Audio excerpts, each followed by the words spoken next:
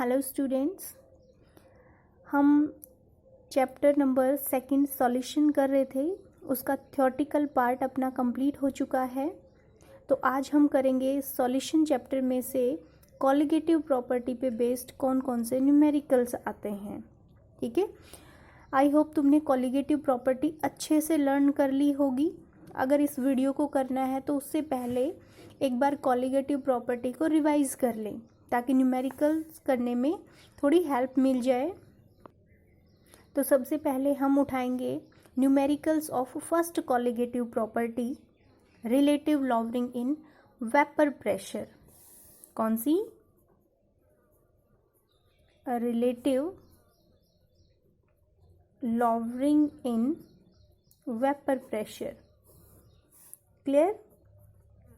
Okay, अब हमें पता है रिलेटिव लॉवरिंग, एक बार मैं बता भी देती हूँ। Relative lowering in vapour pressure क्या होता है? P nought minus P total upon P nought is equal to X A. यानी कि ये क्या है? Vapour pressure of pure solvent, vapour pressure of solution, vapour pressure of pure solvent, और ये मोल फ्रैक्शन ऑफ सोल्यूट। तो यहाँ पे देखो, मोल फ्रैक्शन ऑफ सोल्यूट को हम कैसे लिखते हैं? Number of moles of solute upon number of moles of solute plus number of moles of solvent. हम जो सॉल्यूशन है वो डाइल्यूट फॉर्म में लेते हैं, तो यहाँ पे हम इसको नेग्लेक्ट कर सकते हैं। तो यहाँ पे ये किसके इक्वल आ जाएगा? Na upon Nb, number of moles of solute upon number of moles of solvent. Clear? P note minus P total upon P note. यहाँ पे देखो Na यानी कि number of moles of solute किसके इक्वल होता है? Mass of solute upon molar mass of solute. नीचे क्या है? Nb यानी कि mass of solvent divide by molar mass of solvent, जो यहाँ पे ऊपर चला जाएगा, मोलर मास ऑफ सोलवेंट। तो यहाँ पे ये इस टाइप का फॉर्मूला यूज होगा। तो एक न्यूमेरिकल लेते हैं इसका।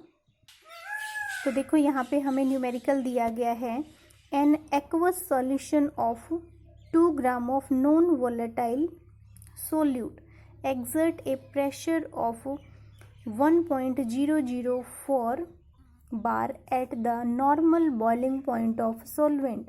What is the molecular mass of solute? यानी कि molecular mass of solute हमने निकालना है। तो जो गिवन टर्म्स हैं हम उनको लिखते जाएंगे, जो फाइंड आउट करना है उसको लिखेंगे। तो हमें क्या फाइंड आउट करना है? मोलिकुलर मास ऑफ सोल्यूट हमें फाइंड आउट करना है। अब देखो क्या दे रखा है? Normal, eight normal boiling point of solvent. Solvent यहाँ पे अपना क्या है? वाटर हम लेंगे। तो वेपर प्रेशर ऑफ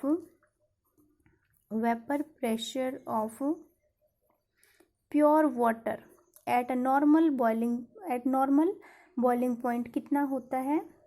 1 एटमॉस्फेरिक। 1 उसको हम बार में कन्वर्ट करेंगे तो ये आ जाएगा 1.013 बार। क्लियर इतना? अब vapour pressure of solution, vapour pressure of solution हमें कितना दे रखा है? 1.004 बार। अब यहाँ पे देखो 2% है।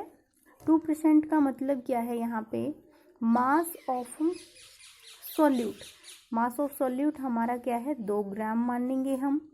मास ऑफ सॉल्यूशन कितना? परसेंट का मतलब क्या होता है? 100। तो सॉल्यूशन का मास कितना आ गया? 100 ग्राम।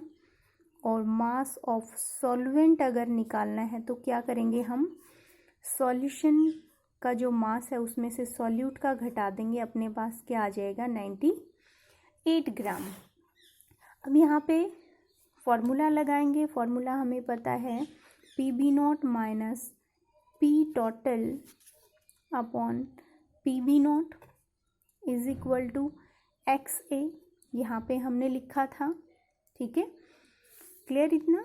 तो यहाँ पे ये फॉर्मूला हम यूज करेंगे, मास of solute Guna molecular mass of solvent. ये कैसे आया ये मैं ऊपर बता चुकी हूँ तुम्हें। मॉलिक्यूलर मास ऑफ सॉल्यूट गुना में मास ऑफ सॉल्वेंट। तो यहाँ पे वैल्यू पुट कर देंगे। यहाँ पे ये वैल्यू कितनी आ जाएगी 1.013 minus 1.004 divide by 1.013 is equal to mass of solute कितना है 2, मॉलिक्यूलर मास ऑफ सॉल्वेंट यानी कि वाटर का मॉलिक्यूलर मास कितना होता है 18 upon molecular mass of solute, ये तो हमें निकालना ही है। और मास ऑफ सॉल्वेंट कितना है 98। अब इसको सॉल्व करेंगे, इसको इधर लेके आएंगे, इसको सॉल्व करके यहाँ लेके आएंगे और आंसर निकल जाएगा। क्लियर हुआ? इसको हम इधर ले आएंगे, इसको सॉल्व करके यहाँ पे और फिर कैलकुलेट करेंगे तो आंसर अपना आ जाएगा। क्लियर हुआ? अब नेक्स्ट क्वेश्चन लेते हैं हम। हाँ, तो नेक्स्ट क्वेश्चन देखिए। The vapour pressure of H2O यानी कि the vapour pressure of water is 12.3 kilo pascal. Vapour pressure दे दिया यानी कि सॉल्वेंट का, एट टेम्परेचर दे दिया। Calculate the vapour pressure of 1 molal solution of a non volatile solute, यानी कि वेपर प्रेशर निकालना है हमें किसका, नॉन वोलेटाइल सोल्यूट का। के तो हमें यहाँ पे देखो क्या निकालना है, vapour pressure of 1 molal solution, इसका निकालना है। तो 1 मोलल सॉल्यूशन का मतलब क्या है, 1 मोलल सॉल्यूशन मीन्स, इसका मतलब क्या होता है कि 1 mole of solute, 1 mole of solute present in 1 kg of solvent, 1 kg of solvent यानी कि 1000 ग्राम ऑफ सॉल्वेंट। क्लियर हुआ? 1 मोलल सॉल्यूशन का मतलब क्या है, 1 moles of solute present in 1 kg of solvent. अब यहाँ पे number of moles of solvent निकाल लेंगे हम। Number of moles of solvent कैसे निकलेगा, मास अपॉन मोलर मास। मास हम देख चुके हैं कितना है 1000 ग्राम, मॉलिक्यूलर मास कितना है 18, तो ये कितना आ जाएगा 55.55। Clear? Number of moles of solute कितना है 1 मोल, यानी कि Na की वैल्यू कितनी है 1। अब जस्ट सिर्फ क्या करना है, हमने फॉर्मूला में पुट करना है। PB not vapour pressure of solvent, pure solvent कितना दे रखा है हमें 12.3 माइनस P टोटल, ये तो हमने फाइंड आउट करना है, upon PB naught is equal to क्या था Na अपॉन NB। इसकी वैल्यू दे रखी है हमें, P टोटल हमने निकालना है 12.3, Na की वैल्यू कितनी है 1, NB की वैल्यू कितनी है 55.55। इसको इधर लेके जाएंगे, minus P total is equal to, ये यहाँ पे ऊपर जाएगा 12.3 55.55, इसको इधर ले आओ तो P total is equal to क्या आ जाएगा 12.3 माइनस 55.55। इसको सॉल्व करेंगे तो अपने क्या पास क्या आ जाएगा, vapour pressure of solution. Clear? अब नेक्स्ट हम करेंगे numericals of elevation in boiling points. किसका न्यूमेरिकल करेंगे, एलिवेशन इन बॉइलिंग पॉइंट। एक बार मैं फॉर्मूला बता देती हूँ, उसके बाद न्यूमेरिकल करेंगे। एलिवेशन इन बॉइलिंग पॉइंट क्या था अपना, delta TB is equal to KB into molality. Elevation in boiling point ये क्या था, एब्लियोस्कोपिक कांस्टेंट यानी कि मोलल एलिवेशन कांस्टेंट, ये मोललिटी। तो यहाँ पे क्या आ जाएगा Kb। तो यहाँ पे देखो मोलैलिटी का फॉर्मूला लिखेंगे। मोलैलिटी क्या होती है? Number of moles of solute upon mass of solvent. अब नंबर ऑफ मोल्स को हम क्या लिख सकते हैं? Delta Tb is equal to Kb into mass of solute upon molecular mass of solute गुना में मास ऑफ सॉल्वेंट। क्लियर? अब यहाँ पे जो मास ऑफ सॉल्वेंट है यहाँ पे मोस्टली हम ग्राम में लेते हैं, लेकिन हमें पता है मोलैलिटी के केस में वो केजी में लिया जाता है। तो उसको केजी में बनाने के लिए यहाँ पे क्या करते हैं? हम 1000 से मल्टीप्लाई कर देते हैं। तो ये फॉर्मूला यहाँ पे यूज़ होने वाला है। तो एक न्यूमेरिकल लेते हैं इसका हम। तो देखो यहाँ पे जैसे हमें न्यूमेरिकल दिया गया है, बॉइलिंग पॉइंट ऑफ वाटर कितना दे दिया? 99.63 degree Celsius. How much sucrose is to be added, यानी कि कितना ग्राम हम सुक्रोज किस में मिलाएं? 500 gram of water such that it boils at 100 degree Celsius. तो यहाँ पे देखो मास ऑफ सॉल्वेंट हमें कितना दिया गया है? 500 ग्राम दिया गया है। ओके, अब इसने क्या बताया? यहाँ पे देखो Tb नोट की वैल्यू कितनी दे रखी है, यानी कि देखो बॉइलिंग पॉइंट ऑफ वाटर कितना दे दिया? 99.63। और कितना हो जाए ये मिलाने के बाद? ये हमें कितना दिया गया है? 100 डिग्री सेल्सियस। तो अगर डेल्टा Tb की वैल्यू हम यहाँ से निकालें तो कैसे निकालते थे? Tb माइनस Tb नोट, तो कितना आ जाएगा? 100 माइनस 99.63, वो कितना आ जाएगा? 0.37 डिग्री सेल्सियस। अब जो मॉलिक्यूलर मास है सुक्रोज का, यानी कि सॉल्यूट का, वो होता है 342 ग्राम पर मोल। इतना होगा। अब फॉर्मूला में पुट कर देंगे हमसे देखो क्या पूछा गया है?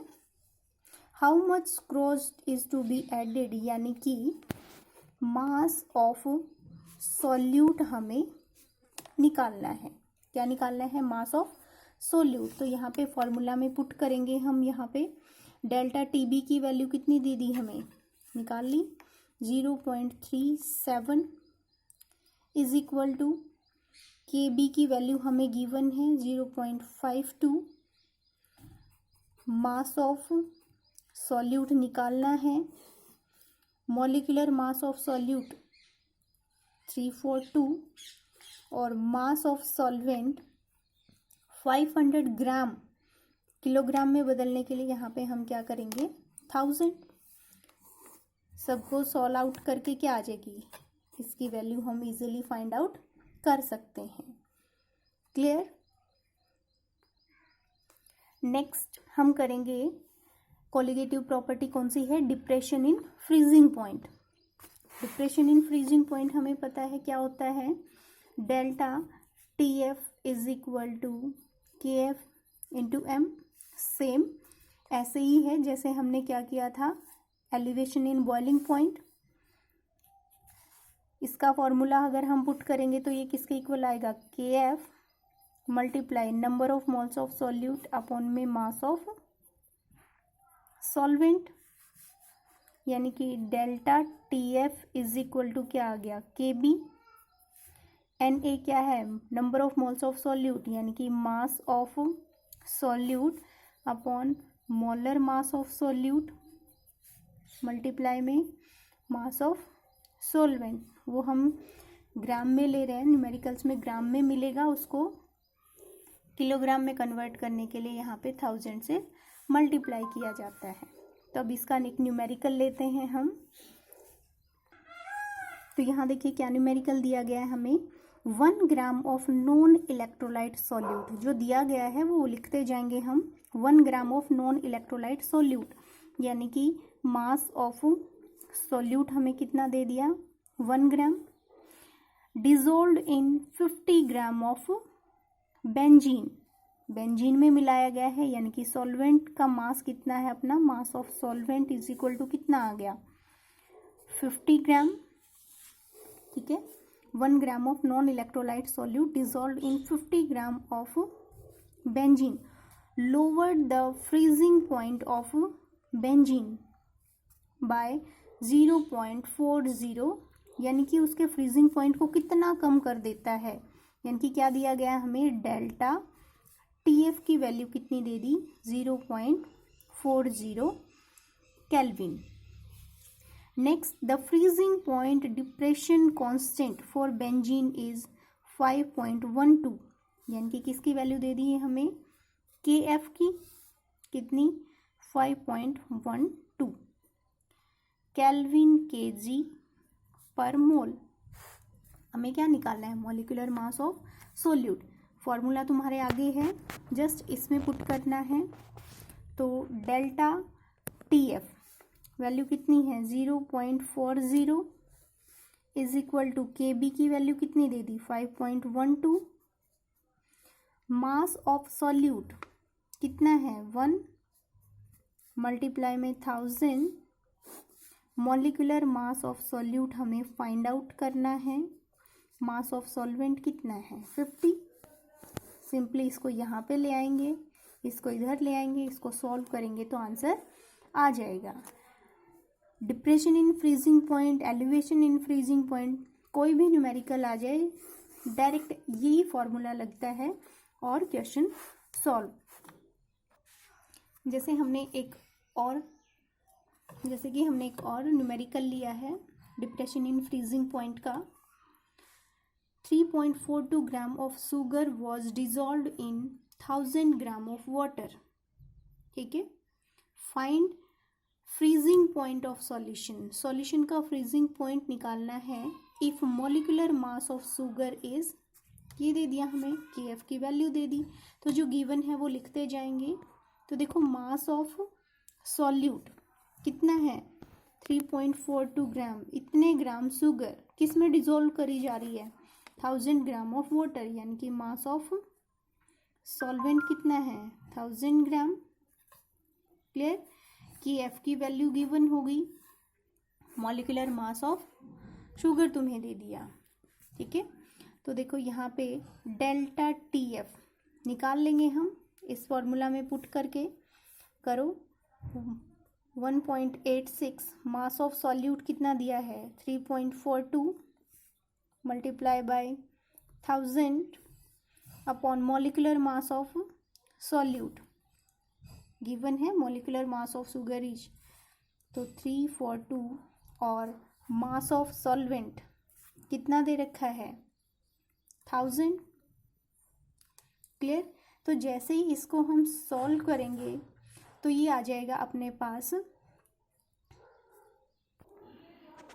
यहाँ से ये कैंसिल आउट हो गया, इधर से ये कैंसिल आउट हो गया,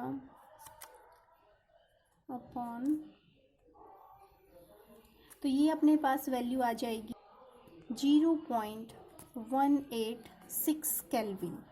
क्लियर, अब देखो ये आई है कि कितना डिप्रेशन होगा, कितना कम हुआ, लेकिन हमसे पूछ क्या रखा है freezing point of solution, freezing point of solution. तो उसके लिए हमें क्या करना पड़ेगा, देखो प्योर वाटर जो होता है उसका फ्रीजिंग पॉइंट कितना होता है, freezing point of pure water कितना होगा 273.15 केल्विन होता है।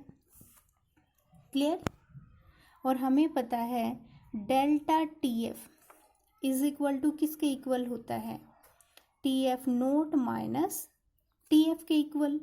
हमसे क्या पूछा गया है TF, ये अपने पास कितना है 273.15, ये हम फाइंड आउट कर चुके हैं, ठीक है। तो यहाँ से किसकी वैल्यू निकलाएगी डेल्टा TF की। And now last colligative property है ऑस्मोटिक प्रेशर, जिसको हमने पाई से डिनोट किया था, pi is equal to CRT या फिर MRT। यहाँ पे C क्या है कंसंट्रेशन, मोलरिटी। मोलरिटी का क्या फॉर्मूला होता है number of moles of solute upon volume of solution गुना आर गुना टी। नंबर ऑफ मोल्स को हम कैसे लिख सकते हैं, तो पाई इज इक्वल टू क्या आ जाएगा, mass of solute upon molar mass of solute गुना में वॉल्यूम ऑफ सॉल्यूशन गुना आर टी। तो यहाँ पे इसका एक न्यूमेरिकल लेते हैं अब। तो देखो यहाँ पे न्यूमेरिकल दिया गया है, at 298 kelvin temperature 100 ml solution containing 3.002 gram of solute. ठीक है, यानी कि वॉल्यूम ऑफ सॉल्यूशन तुम्हें गिवन है, मास ऑफ सॉल्यूट गिवन है, गिव एन ऑस्मेटिक प्रेशर इतना, यानी कि पाई की वैल्यू भी गिवन है। क्या निकालना है, मॉलिक्यूलर मास ऑफ सॉल्यूट। तो जो गिवन है वो हम लिखते जाएंगे। मास ऑफ सॉल्यूट तुम्हें कितना गिवन है, 3.002 ग्राम। क्लियर। टेम्परेचर की वैल्यू कितनी है, 298 केल्विन। पाई की वैल्यू कितनी है, 2.55। एटमॉस्फेरिक वॉल्यूम कितना गिवन है, 100 ml। तुम्हें पता है मोलरिटी में जो वॉल्यूम होता है वो लीटर में लेते हैं, तो उसके लिए अगर इसको लीटर में कन्वर्ट करेंगे तो 0.1 लीटर आ जाएगा ये। क्लियर। आर क्या है, कांस्टेंट है, गैस कांस्टेंट, जिसकी वैल्यू होती है 0.0821। बाकी सब इस फॉर्मूला में पुट कर देंगे हम। करो। पाई की वैल्यू कितनी है, 2.55 is equal to mass of solute कितना है, हो गया, upon molecular mass of solute तो हमें फाइंड आउट करना है। वॉल्यूम ऑफ सॉल्यूशन कितना है, 0.1। आर की वैल्यू तुम्हें गिवन है और टेम्परेचर की वैल्यू तुम्हें गिवन है। क्लियर। सेम ऐसे ही सॉल्व करेंगे, इसको यहाँ ले आएंगे, इसको यहाँ, कैलकुलेशन होगी और न्यूमेरिकल सॉल्व हो जाएंगे। ठीक है। तो कॉलिगेटिव प्रॉपर्टी पे बेस्ड ये सारे न्यूमेरिकल्स थे। इसके अलावा एक दो टाइप के और न्यूमेरिकल आते हैं, अब वो हम करेंगे जो वांट ऑफ फैक्टर पे बेस्ड हैं। क्लियर। तो प्लीज़ ये वांट ऑफ फैक्टर वाले क्वेश्चन करने से पहले जो वांट ऑफ फैक्टर की जो वीडियो है वो एक बार अच्छे से देख लें। क्लियर। वांट ऑफ फैक्टर में क्या बताया गया था कि जैसे जैसे नंबर ऑफ मोल्स बढ़ेंगे कॉलिगेटिव प्रॉपर्टी की वैल्यू भी बढ़ेगी। एक्चुअल में हम क्या लेते हैं, नॉन इलेक्ट्रोलाइट सॉल्यूट हम ले लेते हैं जिसका डिसोसिएशन एसोसिएशन नहीं होता। तो अगर हम इलेक्ट्रोलाइट सॉल्यूट लें तो उसमें क्या होता है, डिसोसिएशन और एसोसिएशन हो जाता है, जिसकी वजह से कॉलिगेटिव प्रॉपर्टी की वैल्यू डिफरेंट आती है। तो एक बार ये वाली वीडियो जरूर देख लें। तो यहाँ पे देखो क्या पूछा गया है, at a given temperature which of the following will have maximum osmotic pressure. Osmotic pressure हमें पता है पाई इज इक्वल टू क्या होता है, CRT, या फिर pi is equal to MRT होता है, एम मोलरिटी। अब यहाँ पे तीनों के लिए क्या दे दिया, मोलरिटी कितनी दे दी, ये दोनों तो क्या हो गए कांस्टेंट, आर भी कांस्टेंट, टेम्परेचर तुम्हें गिवन होगा। अब तीनों के लिए क्या दे दिया, मोलरिटी भी इक्वल दे दी। तो हम तीनों में से कैसे फाइंड आउट करेंगे कि किसका ऑस्मेटिक प्रेशर ज़्यादा है। तो वांट ऑफ फैक्टर में हमने क्या पढ़ा था, कॉलिगेटिव प्रॉपर्टी को हमने किससे मल्टीप्लाई करना होता है, वांट ऑफ फैक्टर से। आई की वैल्यू हम कैसे देखते हैं कि ये डिसोशिएट होके कितने नंबर ऑफ मोल्स बनाएगा। अब NaCl है, टूट के क्या बनाता है, Na पॉजिटिव Cl नेगेटिव, यानी कि कितने बन गए, 2। इसके लिए आई की वैल्यू कितनी है, 2। ये क्या बनाता है, 2Na पॉजिटिव और SO4 2 नेगेटिव, यानी कि 3। तो इसके लिए आई की वैल्यू कितनी होगी, 3।